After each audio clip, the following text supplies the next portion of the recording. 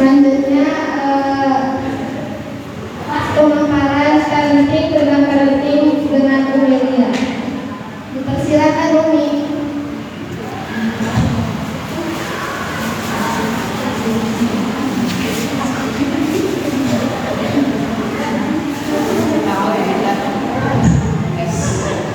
A'udzubillahiminasyaitonirrajim. Bismillahirrahmanirrahim. Assalamualaikum warahmatullahi wabarakatuh. Alhamdulillah wa syukurillah wassalatu wassalamu ala rasulillah Muhammad bin Abdillah wa ala alihi wa ashabihi wa mawalah la hawla wa la quwwata illa billah.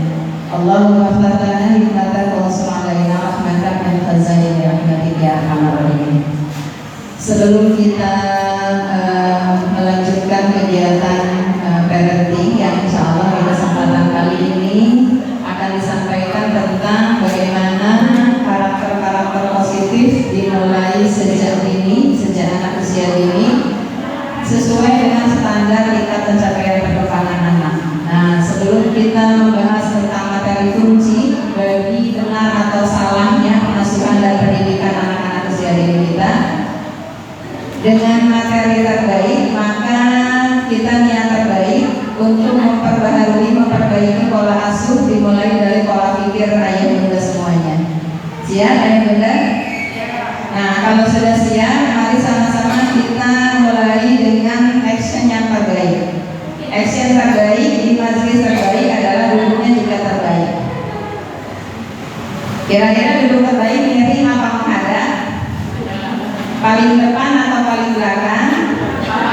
Baik, kalau itu sampai ujung karpet ini habiskan. Ya. Nah, begitu dong. Jadi bukan mau doang kalau kita pengen melahirkan anak generasi yang terbaik ya. Dimulai dari bermajelis taklim, bermajelis ilmu yang terbaik. Majelis ilmu dalam hal ini adalah ilmu tentang parenting. Masih kosong di depan. Di depan masih kosong berarti tidak baik kalau ada yang di belakang kecuali maju. Aman? Aman? Masih kosong? Ya. Kita ubah mindset kita. Mam, siap mam? Kita ubah mindset kita dari pengikut menjadi pemimpin, oke? Itulah awal mula kenapa Indonesia sekarang belum memimpin negara-negara yang lain di dunia. Karena diawali dari mental rakyatnya yang belum menjadi pemimpin. Duduk saja di depan itu berat, gitu. Padahal itu ringan banget. Apa bedanya di depan, di belakang, sama di tengah? Kecuali di depan itu akan lebih fokus. Ya, akan lebih fokus pada materi, pada tayangan, pada suara, dan kita tidak diganggu oleh hal-hal yang ada di depan kita selain materi.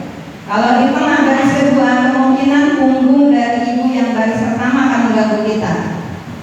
Mungkin sanggulnya ngejendol, mungkin kerudungnya bolong, oleh kita tuh jadi pemecah konsentrasi.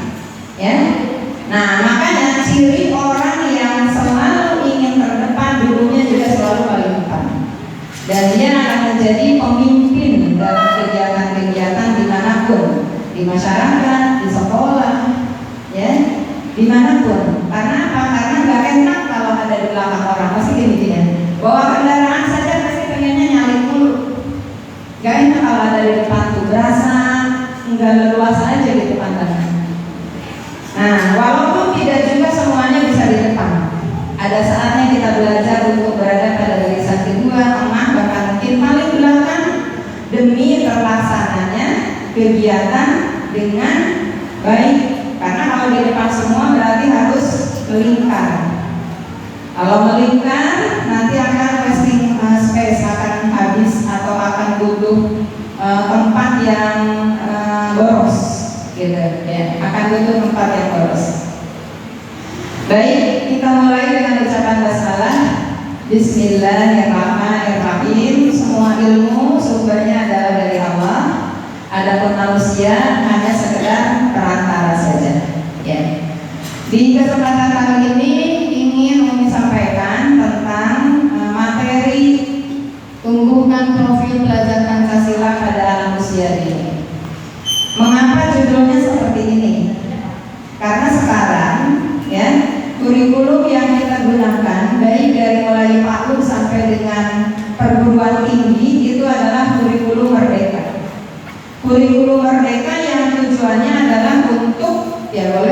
mulai Gus. Nah, ini adalah lanjut saja, itu mah basa-basi ya. Nah, ini materi pembahasan kita adalah apa yang disebut dengan hakikat pendidikan. Hakikatnya pendidikan itu apa?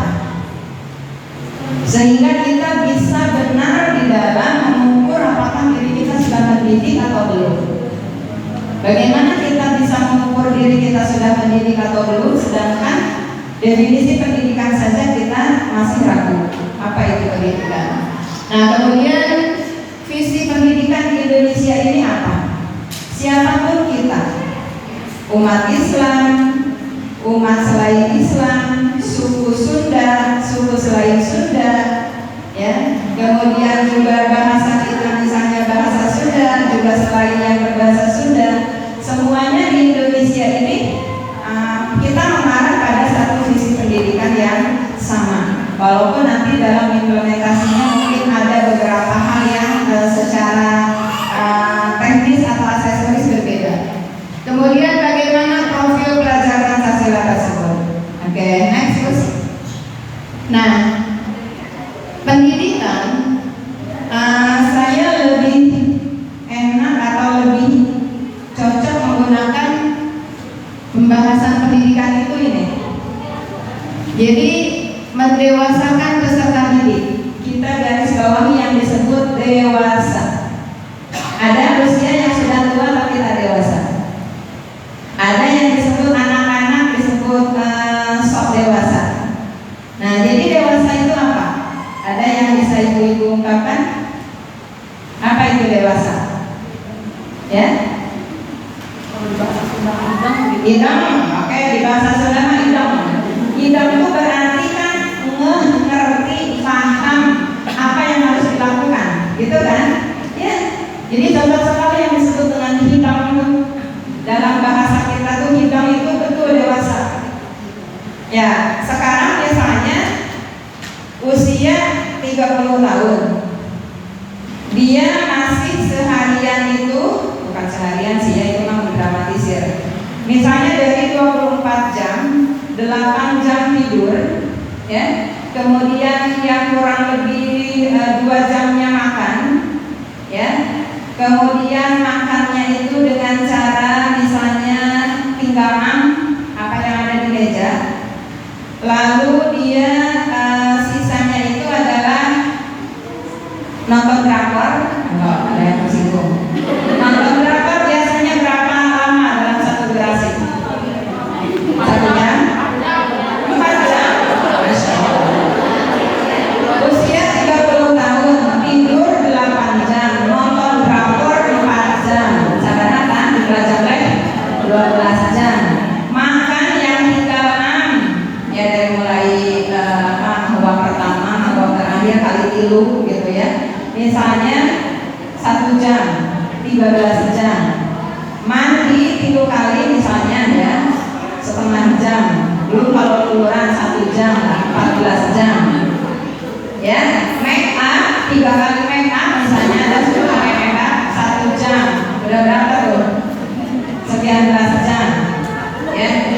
Lalu nyuci piring bekas makan dia tidak, padahal udah usia 30 tahun. Pokoknya baju dia yang udah dicuci oleh orang tidak, ya. Kemudian beresan setrikaan, apa baju-baju yang bekas dia disetrika oleh orang lain ke lemari juga enggak. Kira-kira disebutnya hitam nggak yang seperti ini? Nah, belum. Bahkan karena yang di rumah udah hitam, udah jadi istri, udah 50 tahun, udah punya anak, makan 3 malam, setrika juga mau masukin ke lemari, pegawai nonton drakor, ya. Sekalinya antar anak ke sekolah juga main nonton drakor, jadi anak nangis di kelas juga nggak tahu, padahal seharian ya bukan seharian, 3 jam dia nungguin anaknya di sekolah, anaknya dijuralitin ayunan nggak tahu, anaknya berantem sama temennya nggak tahu, padahal katanya nungguin di sekolah demi keamanan anak. Nah ya, nah itu contoh adalah yang disebut dengan dewasa. Jadi dewasa itu hitam sesuai dengan usianya, sesuai dengan itu apa namanya, yang hidupnya.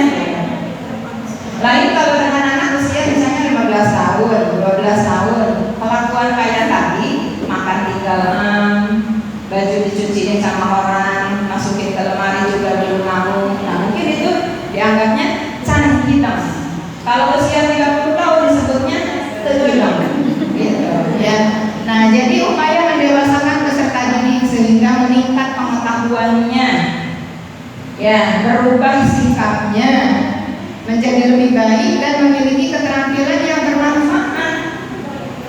Mindahin baju ke lemari aja dia nggak tampil, baru diangkat satu jurawi tampol, akhirnya berantakan lagi itu kemeja yang sudah disusun rapi dengan daster yang sudah diempet ujungnya sejajar kayak gitu, udah jurawi lagi. Itu dia tidak punya keterampilan. Terus sikapnya juga nggak merasa bahwa rumah ini berantakan gitu, walaupun si baju-baju itu demikian banyak di luar tidak pada tempatnya. Seperti yang dia tidak mengetahui bahwa lemari itu tempat menyimpan baju.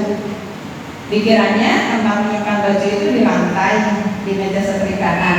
Nah, seperti itu ibaratnya. Next. Nah, sekarang kita berada di Indonesia ini. Dulu saya, kalian, bukan ibu-ibu, pas masuk ke SMP, SMA itu kita harus menghafal P4. Apa tuh? Penghayatan Pancasila. Ada nggak ibu-ibu yang pernah mengalami? Enggak mungkin ya, ini mahal-mahal semua. Nah, jadi sekarang ini P4 tidak harus dilaksanakan. Padahal esensinya dari dulu rakyat Indonesia itu karena sudah memutuskan bahwa Pancasila sebagai dasar negara, maka ya inilah yang harus menjadi dasar bagi setiap operasional kenegaraan, termasuk juga pendidikan. Nah, visi pendidikan Indonesia pun untuk itu mewujudkan Indonesia maju yang berdaulat, mandiri dan berkepribadian melalui terciptanya pelajar Pancasila. Bu, menurut ibu-ibu Indonesia ini sudah berdaulat mandiri belum? Sudah mandiri belum negara Indonesia? Belum. Di antara tanda belum mandiri adalah masih bunga. Oh, betul banget. Orang yang berhubungan itu belum mandiri, berarti kan mau membuat mau membor minyak yang katanya minyak itu ternyata banyak di daerah pulau apa di Indonesia ini gak punya uang, gak punya alat beratnya, gak punya pegawainya. Akhirnya kita ngambil dari luar, mahal-mahal juga diambil, tidak terbayar ngutang. Silakan ibu-ibu googling Indonesia negara terbanyak utangnya nomor berapa. Nah, ini contoh hal yang harus menjadi motivasi bagi kita untuk meningkatkan kemandirian di Indonesia ini. Dimulai dari mana sih kemandirian itu?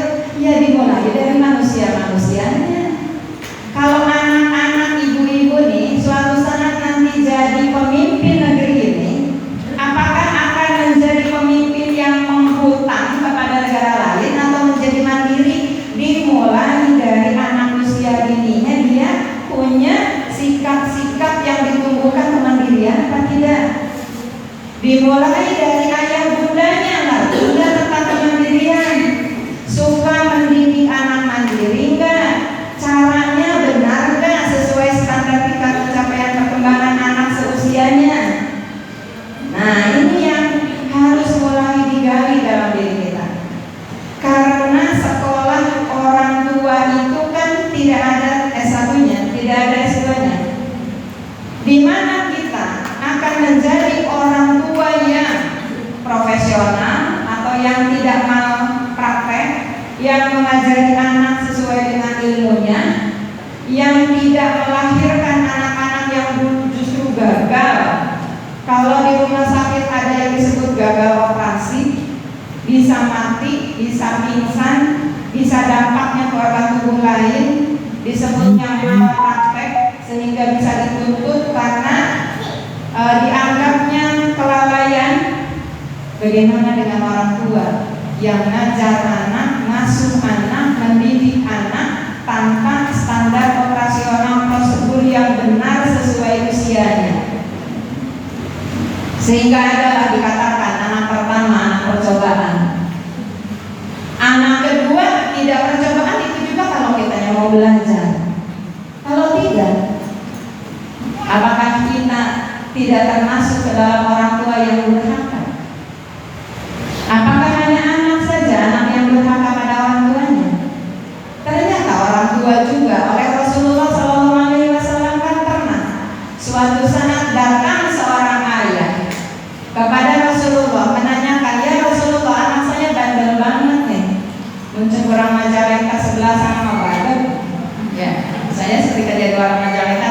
tahu apa itu badab. Badab ke orang tua tidak hormat katanya, dan seterusnya. Kemudian kata Rasulullah, siapa ibu orang ini?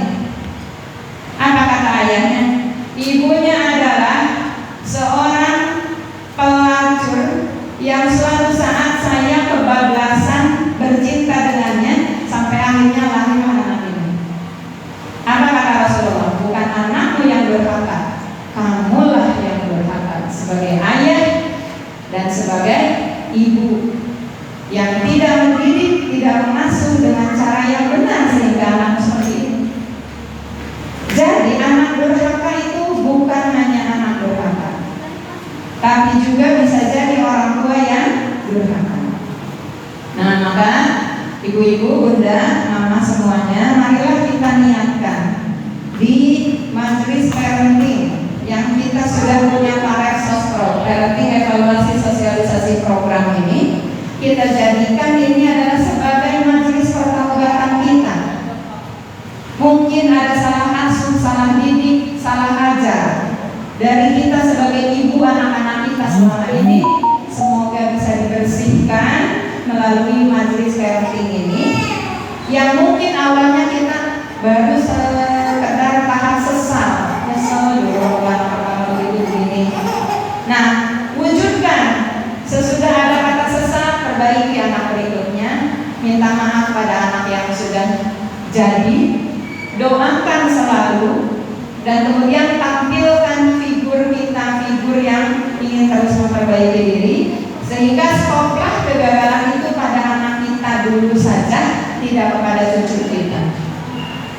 Karena salah-salah kalau kita tidak menunjukkan perubahan pada diri kita, bisa jadi pengasuhan kita yang keliru diwariskan oleh anak kita kepada cucu kita. Bukankah begitu yang terjadi? Kenapa mama galak sama anaknya? Saya juga dulu digalakin, makanya bisa segini teh Bu. Saya bisa sukses sih gara-gara sama mama dulu dijewek, ditampol, ya dicubit. Ya saya juga makanya seperti ini ke anak saya. Karena saya beranggapan suksesnya saya karena gara-gara saya dipukul. Apa iya? Nah, bisa jadi pengasuhan itu adalah pewarisan. Makanya kalau dalam diri kita ada harta benda yang busuk gitu loh ya, cukuplah sampai di sini, tidak untuk diwariskan kepada anak cucu kita. Dulu kita dibesarkan dengan ibu yang pemarah, biarlah itu menjadi pelajaran berharga bagi kita. Doakan ibu kita yang masih kurang ilmu pada saat itu, dan hentikan kemarahan itu di sini supaya generasi ke depan yang lebih baik dari diri kita. Kan begitu. Nah, ini jadi terciptanya pelajar Pancasila. Tidak usah kita kemudian alergi dengan Pancasilais. Ya emang kita negara ini Pancasila. Coba tadi kita tanya, negara Indonesia sudah mandiri belum? Belum. Apakah hutang-hutang itu adalah profil pelajar Pancasila? Bukan. Lalu kenapa pemimpinnya mahal hutang? Ya mungkin adalah karena sejak anak usia dininya dulu tidak diajarkan mandiri. TK juga tidak, saya juga tidak pernah TK dulu usul TK. Ya.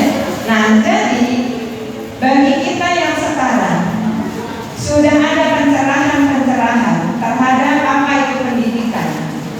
Ya, yang dalam hal ini adalah pendidikan yang betul-betul tadi mendewasakan, ya, mendewasakan manusia agar ada perubahan pengetahuan, sikap, keterampilan.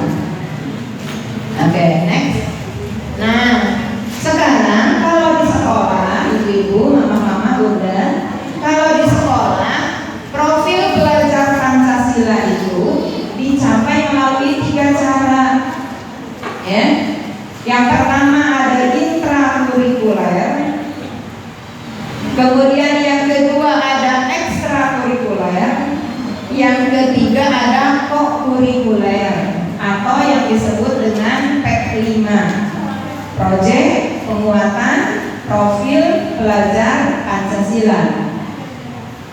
Nah, sedangkan profil pelajar Pancasila Pancasila ini bukan hanya dibentuk oleh sekolah.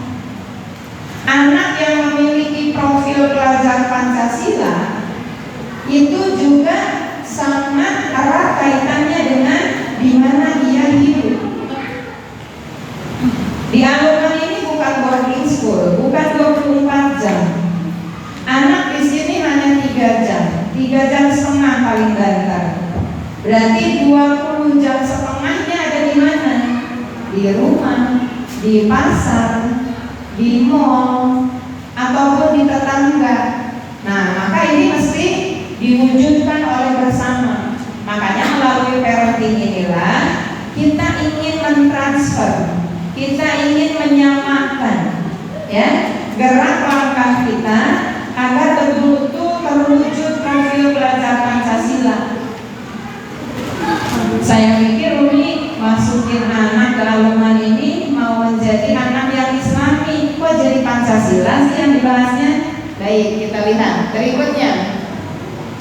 Nah, ini dulu. Nanti kalau Umi lupa tolong diingatkan.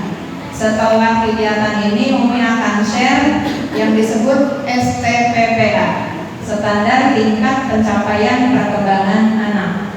Itu kamus bagi pendidik, baik ayah bunda maupun guru, untuk menilai anak kita sudah standar atau belum. Kalau sudah, tinggal dikembangkan. Kalau belum, harus ada simulasi-simulasi, rangsangan-rangsangan, pengasuhan untuk tercapainya standar tersebut. Misal, standarnya anak baru lahir apa perilakunya? Nangis. Makanya kalau ada yang tidak nangis, kan ada upaya untuk merangsang agar nangis. Diapain? Dipukul, bujurnya saya sambil dijuralitkan jenazah anak ke dokter teh, sampai gini-ginian. Ada juga yang zaman lama digebrak, tahu lukuhna, tahu nggak ngerti ya, mama-mama pada ranjangnya gebrak, yang ulangnya sampai ke potongannya, nggak diulangnya, ya udah keropos ya. Nah, jadi ada rangsangan, ada stimulasi, ada tindakan supaya sesuai standar anak yang baru lahir itu nangis. Kenapa? Tanda bahwa yang bersangkutan ini perpindahan alam dari rahim ke dunia. Lalu berikutnya apa? Pencernaan, misalnya apa? Pembuangan, harus ngeke, harus pipis. Nah, itu adalah standarnya. Lalu nanti usia sebulan bagaimana standarnya? Usia 2 bulan bagaimana? Ketika tidak sesuai dengan yang distandarkan, maka haruslah kita merangsang melalui tindakan-tindakan yang benar. Ya, mentang-mentang anak keluar tidak nangis, dari rahim ibu keluar tidak nangis, terus pegang kakinya diputar, itu kan tidak sesuai. Dari mana kita tahu sesuai dan tidaknya? Makanya ada standar tingkat pencapaian perkembangan anak dan nanti cara mensimulasinya. Jangan sampai anak baru berojol harus sudah bisa jalan. Oleh ibu teh, "Ayo kamu jalan." Diangkat tangannya suruh jalan, itu namanya praktik dalam ilmu pengasuhan. Akhirnya anaknya kata orang tua dulu, jangan dulu didudukin, bahaya. Nanti enaknya suka susah. Nah, itu mungkin bahasa-bahasa malpraktik itu dampaknya seperti itu. Sama kognitif pun dia punya standarnya. Anak dulu harusnya bisa membaca, ayo dikasih buku bacalah. Duduk kamu di sini, kalau belum selesai 1 halaman, lihat. Terus oleh kita ditunjukin, anaknya harus fokus. Anak gerak-gerak dicarekan.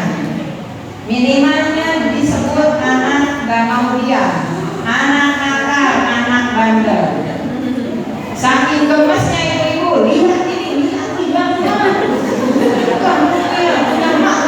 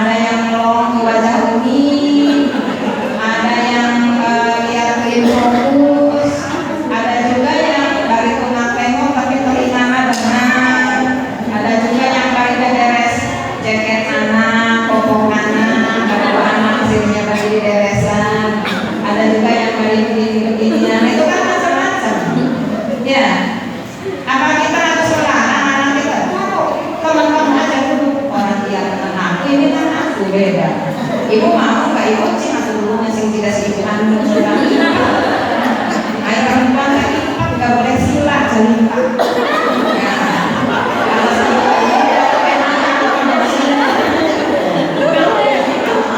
Jadi kan kita nggak mau ya Bu, karena setiap orang ada tipe kenyamanan tersendiri. Yang penting yang penting itu ada standarnya. Dan standar cara dulu juga tiap tahun berbeda-beda. Kalau zaman dulu kan memang perempuan zamannya di samping pakai kebaya, ketika silang agak rewel sampingnya. Ya, tapi ketika kesini orang sudah pakai gamis, di dalamnya celana panjang, di saat silang kan tidak pakai rewel.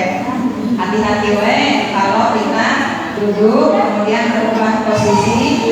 Nah ya, berubah posisi dari lipat ke sila. Ini gamis jangan diangkat. Apa? Di depannya Pak Ustaz. Ya ceritanya kita ini emok nih. Terus kita mau sila, ini diangkat. Wow.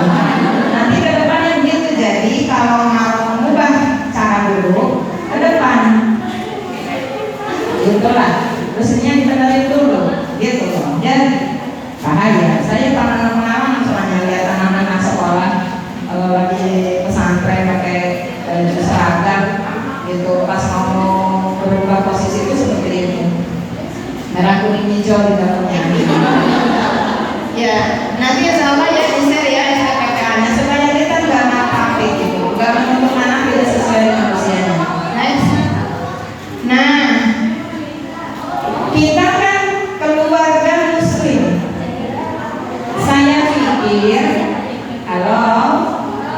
saya pikir masukin anak saya ke Al-Quran itu mau dibawa ke profil muslimah gitu ya. Lalu di mana profil muslimahnya? Kita lihat. Profil belajar Pancasila. 1. Beriman, bertakwa kepada Tuhan Yang Maha Esa, berakhlak mulia. Masuk dari situ cita-cita kita? Masuklah. Mi pengen bisa ngaji anak saya tuh, masuk di sini. Mi anak saya tuh biar akhlaknya bagus, orang tuanya masuk di sini. Mi anak saya tuh biar kata-katanya terpuji lah, jangan kayak lingkungan saya yang kebun binatang semua keluar, masuk di sini. Mi anak saya tuh pengen ke depannya tuh jadi penggerak kebaikan. Di lingkungan saya tuh yang ngaji itu susah nih. Harapannya ke Al-Quran mereka bisa jadi penggerak kebaikan. Masuk dari sini? Masuk. Pengen jadi hafid nih? Masuk di sini. Ya. Nah, jadi beriman bertakwa kepada Tuhan Yang Maha Esa ini number 1. Nomor 1. Bagaimana Ibu mau meningkat 6 dimensi ini supaya mudah dikenal, mudah dipahami? Teman saya ada yang mengakronimkannya dengan makan roti manis. Beriman dan bertakwa kepada Tuhan Yang Maha Esa dan berakhlak mulia itu makannya berkebinekaan global, kemudian rohnya bergotong royong, T-nya kreatif, kemudian roti manis maknya mandiri, manisnya adalah benar kritis, biar gampang. Nah, Ustazah juga jangan kalah sama ibu-ibu. Ibu-ibunya hafal, mama-mamanya hafal, makan roti manis terus. Mana rotinya, Mam? Maksud saya tuh dimensi profil belajar Pancasila. Ustazah nih gimana ketinggalan zaman. Nah, itu. Jadi yang pertama ini beriman dan bertakwa. Nanti kita ada elemen-elemennya dan nanti kita akan ada pembahasan bagaimana nih cara implementasinya di rumah. Kalau di sekolah kan tadi udah ada intrakurikuler, ekstrakurikuler, dan P5. Di rumah kayak gimana nih? Padahal di rumah itu kan 21 jam. Nah, kita akan bahas itu di parenting secara berkelanjutan. Nah, yang kedua berkebinekaan global, yang ketiga gotong royong. Kemudian kalau saya sih berpikir kreatif itu tingkat minimal. Jadi kita bernalar kritis atau mandiri dulu, bernalar kritis kemudian kreatif. Tapi kalau untuk memudahkan silakan makan roti manis saja, ya. Oke, next. Nah, contoh sekarang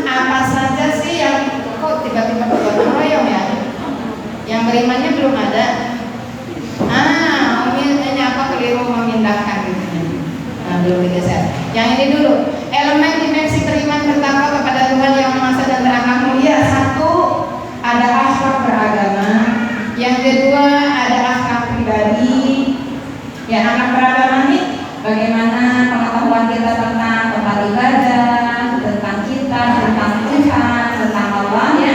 Kemudian tentang segala hal yang kaitannya dengan agama. Lalu berikutnya akhlak pribadi. Apakah suka mandi gitu atau tidak? Kan itu juga nama minal iman ya, atau syahrul iman. Apakah dia melindungi dirinya dengan kerudung yang membuat orang itu hormat? Kan ada kerudung yang membuat orang jadi tidak hormat. Ya, kerudungnya di kalian dicekekkan lontar, kemudian kaosnya yang menceplok gitu ya, atasannya mencelepot, ya kelihatan nonjol sama pinggang kecapinya gitu. Lalu kemudian di bawahnya pakai celana jeans yang ketat. Ketika dia turun dari angkot, wow, itu kepada yang sedang duduk di angkot, sehingga orang lain naik gelis ditowel pinggangnya, ya kan? Ditowel pinggangnya, ditowel pipinya. Kenapa pinggangnya ditowel? Karena kelihatan pinggangnya, jadi bikin orang. Nah, apakah seperti itu? Lalu akhlak kepada manusia. Apakah suka menghargai orang lagi bicara, didengarkan, kalau mau berbicara izin dulu, ya, dan seterusnya. Kemudian akhlak kepada alam, buang sampah sembarangan kan, ya, sampai tadi halaman rumah tempat layak dipakai ke tirong, ya. Karena apa? Karena terus campur antara pamper dan isinya, ya, dengan tulang ayam.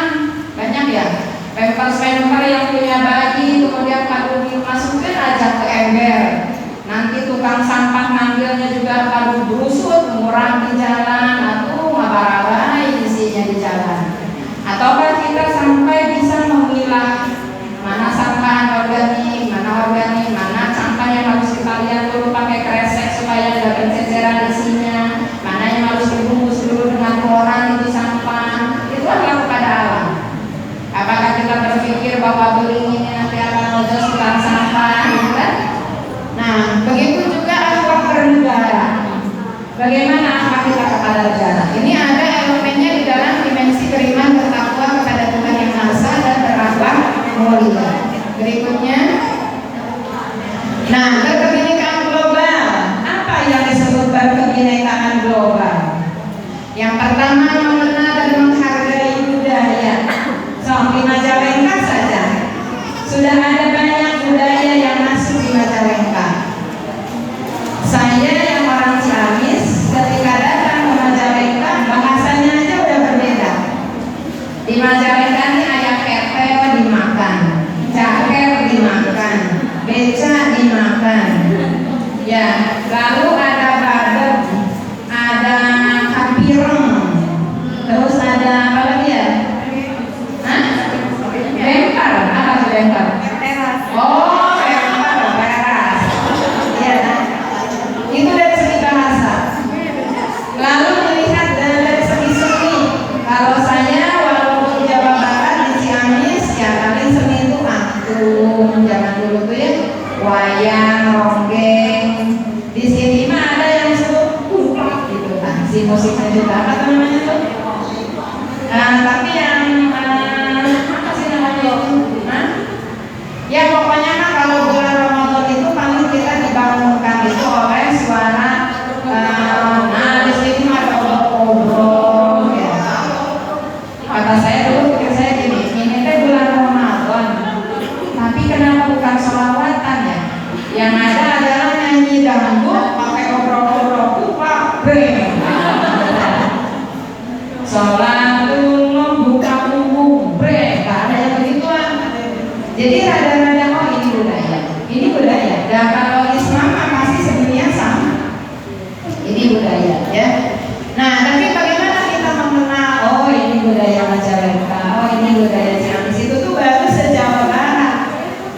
Apalagi nanti anak-anak kita, ibu, anak-anak kita ini akan bergaul. Nih, kenapa pemerintah Indonesia ini sekarang dalam pendidikan membangun yang disebut kurikulum merdeka. Karena kita ini akan menyambut yang disebut dengan masa apa itu? Abad di mana kita tuh abad industri, fase industri. Apa yang disebut 4.0? Coba Bu lihat di internet, di mana pegawai dari luar negeri itu bisa masuk, Bu. Ya, pegawai lintas negara itu bisa masuk. Lalu bagaimana dengan anak-anak kita suatu saat dia mau jadi apa di negeri ini?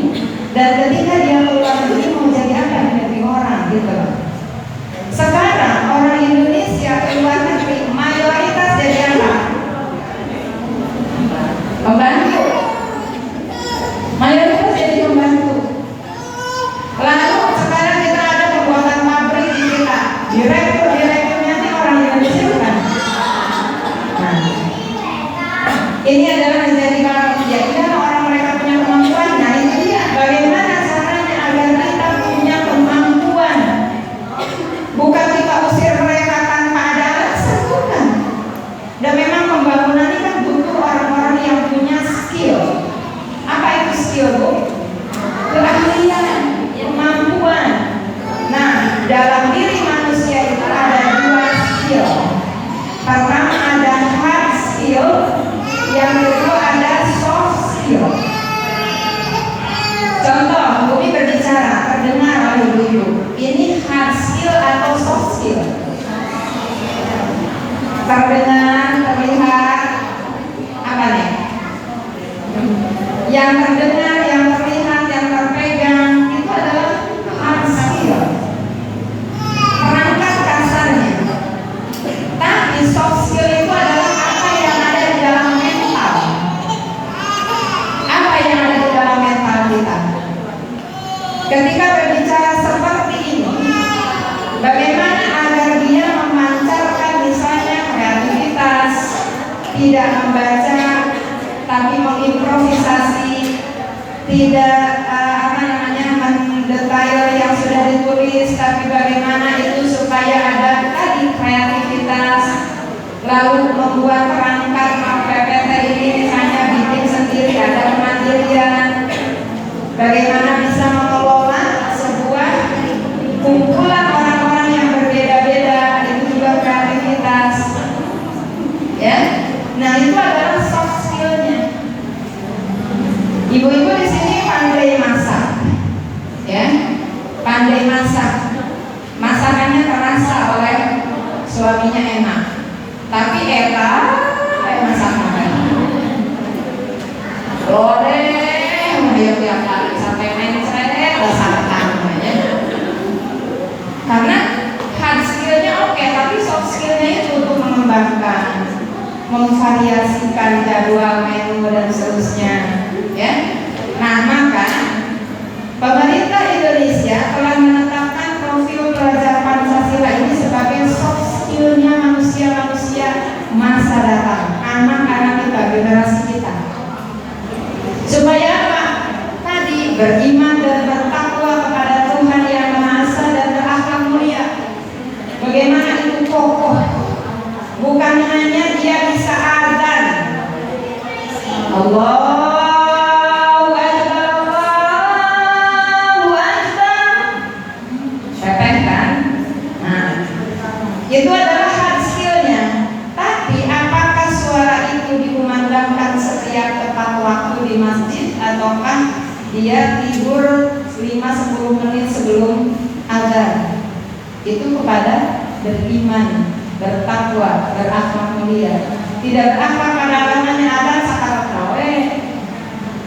Walaupun enak adanya kan soft skillnya jelek, tidak akan ada yang menggunakannya sebagai muadzin utama di sebuah rekanan. Ada yang adanya sih bagus, tapi sok sakaratna asar kadang karek jam 4:30 karek kadang subuh jam 6 karek kadang. Kadang bagus. Nah itu dia, soft skillnya tidak bagus, walaupun hard skillnya bagus. Kalau lomba ada dia juara, tapi tidak ada yang menjadikannya muadzin utama di sebuah rekanan, tidak ada. Nah bagaimana dengan generasi kita, ayah bunda, ibu-ibu? Apakah anak kita sudah ada potensi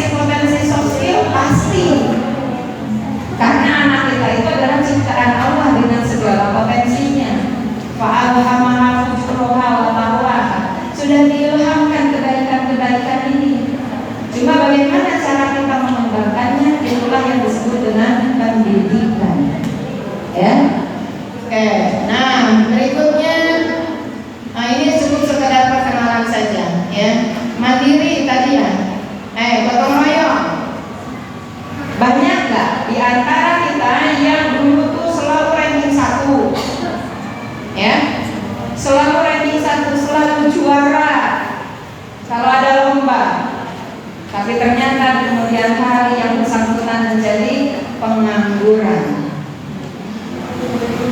tidak punya kebermanfaatan buat lingkungannya. Bukan masalah tidak punya pekerjaan dan pendapatan, bukan, tapi tidak ada kebermanfaatan untuk lingkungannya. Kenapa?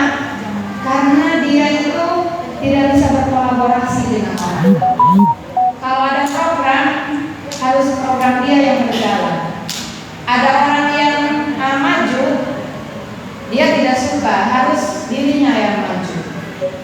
Kemudian kalau ada ide yang lain lebih bagus, dia tidak suka, harus ide dirinya yang dianggap lebih bagus. Nah, ini bisa jadi kemampuan kognitif pengetahuan tidak menjadi jaminan kesuksesan anak-anak kita di masa depan kalau dia tidak punya dimensi gotong royong dengan segala elemen di dalamnya. Contohnya adalah kolaborasi, contohnya adalah kepedulian, contohnya adalah berbagi. Makanya kenapa di alumni ini ada budaya, bagian dari mencapai program pelajar Pancasila ini dengan budaya sekolah juga, selain intra, ekstra, dan kokurikuler. Di sini ada alumni peduli dan berbagi. Ya, di sini ada misalnya kolaborasi antar anak. Lomba Agustusan juga bukan lomba pribadi tapi lomba tim.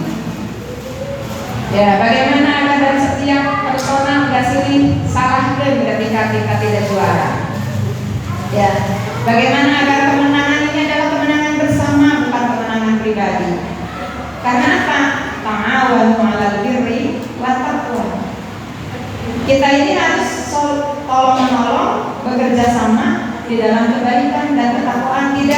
Tidak seluruhnya itu jadilah kamu orang yang bertakwa sendirian, orang yang sukses sendirian, tidak ada. Makanya kenapa kita mesti dakwah? Dakwah itu adalah kunci bagi terbukanya kolaborasi, kepedulian, peduli pada orang yang belum tahu, peduli pada orang yang belum paham, berbagi ilmu, berbagi wawasan, berbagi sensasi pengamalan dan seterusnya. Begitu. Next. Nah, kemudian bernalar kritis. Ini elemennya. Yang pertama, memperoleh dan memproses informasi dan gagasan. Nah, makanya bagaimana nih anak usia dini? Keren amat ini bahasanya, memproses informasi. Bukankah ketika anak lahir dari perut kita, dari rahim kita, anak itu sudah distimulasi dengan informasi. Allahu Akbar, Allahu Akbar. Itu informasi.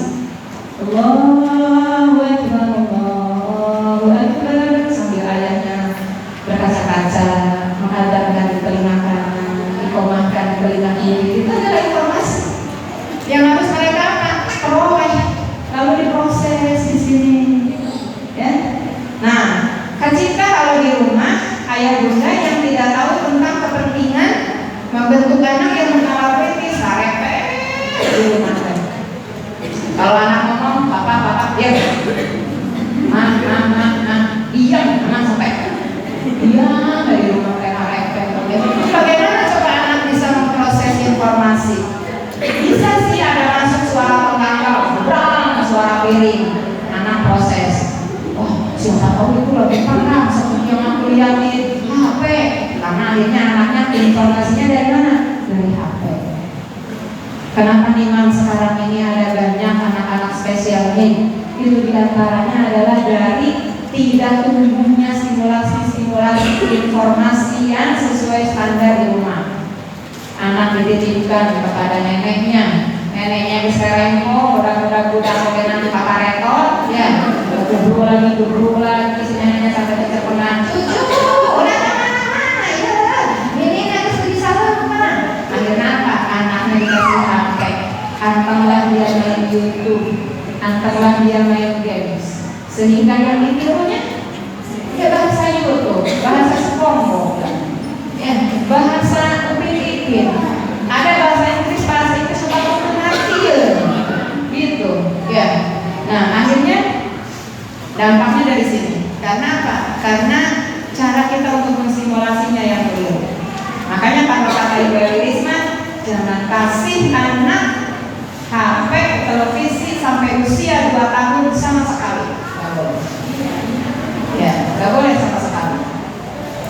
di Thailand itu kan sampai 12 tahun tidak dikasih pegang HP. Coba kalau di Indonesia kayak gini, di Pulau biasanya mau kena drakor ya. Karena mau nonton drakor tentang anak gitu kan. Ya, yang kedua menganalisis dan mengevaluasi penalaran ini logika. Ih, mataharinya terbang ya, pantesan kita dosa. Sudahkah anak-anak kita bisa menjadi decision maker, pengambil keputusan? Mama, Dede mau mama, apa namanya maka, jadi enggak dirasak dulu tadi. Oh, Dede pengen makan, kenapa?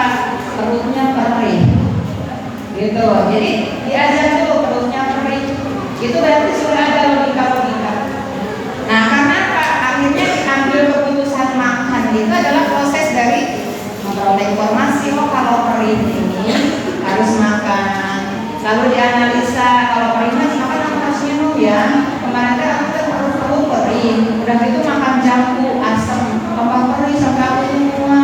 Nah, itu kan dievaluasi, ditalar dievaluasi. Kemudian berpikir, Dede kemarin lagi perih perut, makan jambu, mual ya, terus mules ya, muntah. Nah, jadi sekarang kita makannya apa ya? Nasi atau jambu lagi kayak kemarin? Itu decision maker. Gitu. Betapa banyak di antara ibu-ibu juga yang decision makernya ini keliru kan?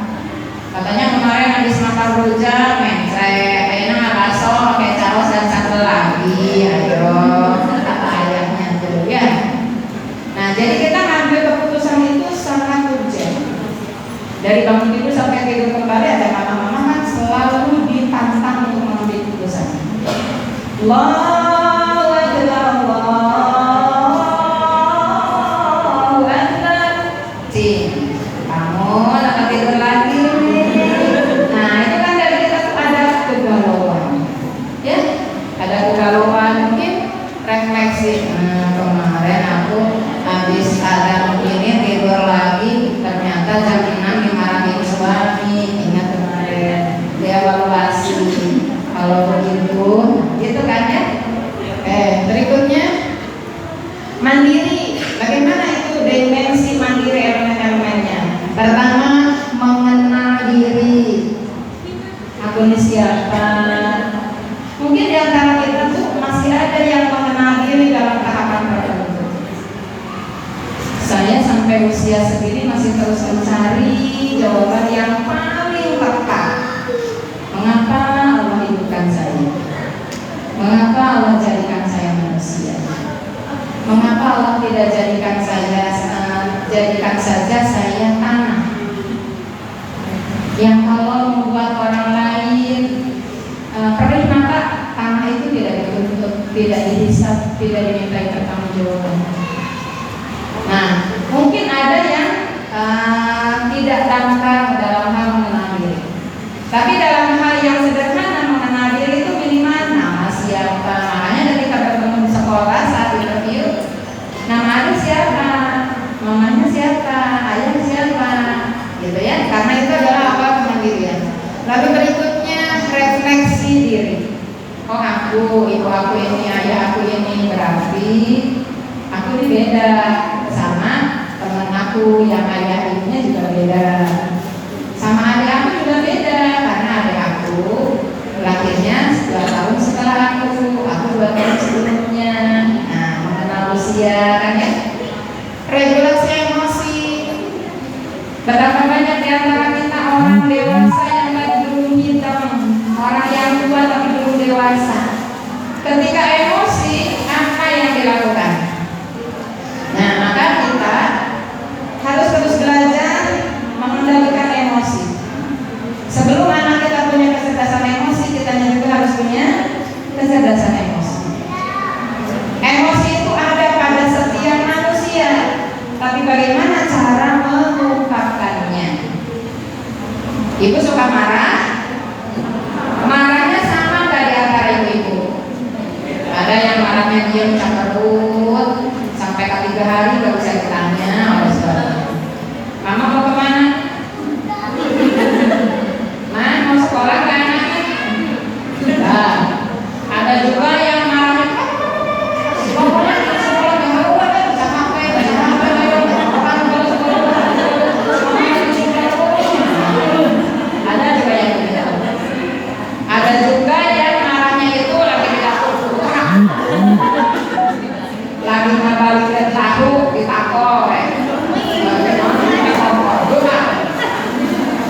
di Anda ada panci tajam.